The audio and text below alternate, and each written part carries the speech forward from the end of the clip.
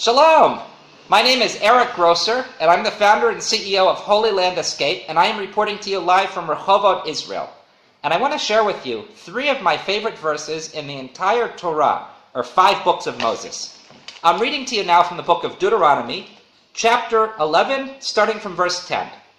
The land into which you go in to possess is not as the land of Egypt from where you came out, where you sowed the seed and watered it with your foot, like a garden of vegetables. But the land into which you go in to possess, it is a land of hills and valleys, and drinks the water of rain of heaven, a land which the Lord your God cares for. The eyes of the Lord your God are always upon it, from the beginning of the year until the end of the year. We see from these verses that the land of Egypt, from where the Jewish people came out of, is described as a vegetable garden. Life is very easy there. You simply water with your foot, and you have vegetables and fruits and everything you want. It's luxurious. On the other hand, the land of Israel, where we're blessed to live, is a land of hills and valleys. And this is a metaphor for the difficulty of life. In Egypt, life is easy in the way this is described. You don't need anything. You have vegetable garden, you have all of the fruits that you want, all of the vegetables. But the land of Israel, hills and valleys, wow, that's not easy. So where does the water come from?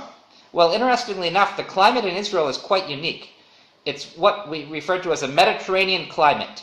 Mediterranean climates, similar to Israel, are found in very few places in the world, perhaps in Southern California or the west coast of Australia, near the city of Perth.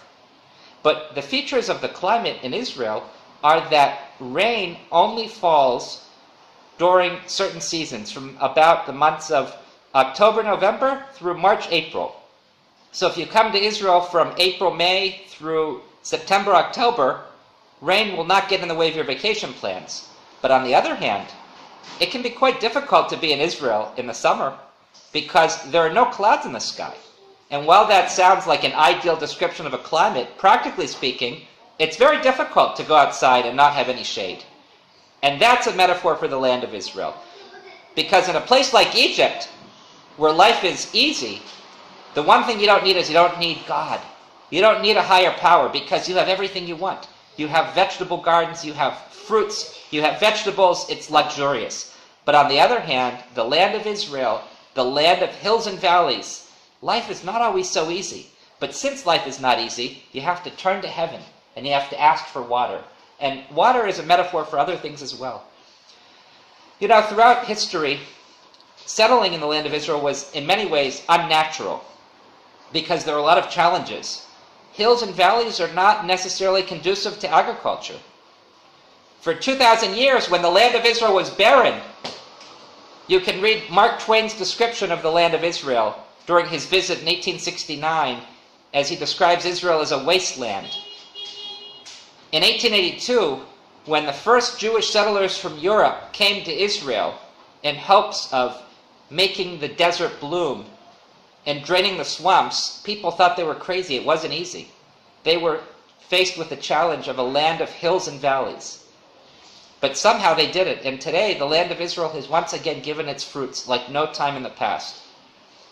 And it's a wonderful life in Israel, but it's not because it's necessarily an easy life, because when things are easy, you don't need God, because people think that they can do it all on their own. So what's unique about the land of Israel is the relationship between man and God. Israel is situated geographically in a place that's unique, that fosters a relationship between man and God, because to get the most basic thing to survive, which is water, you have to turn your head to heaven and you have to ask for rain. You have to open your mouth. You have to formulate a relationship. And that's one of the blessings of Israel. I hope to see everyone in Israel sometime soon. Shalom.